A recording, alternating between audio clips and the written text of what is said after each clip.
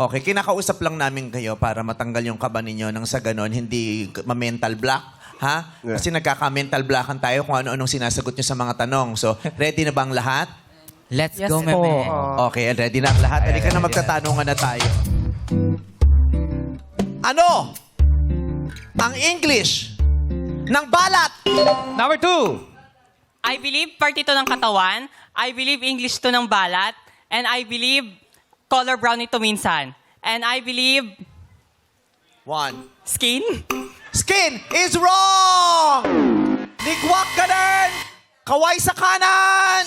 Kaway sa kanan, ang baba mo, number 6, ang daya ng Tsaka straight ni Kaway. taas, kaway sa kanan, taas! Taas! Taas!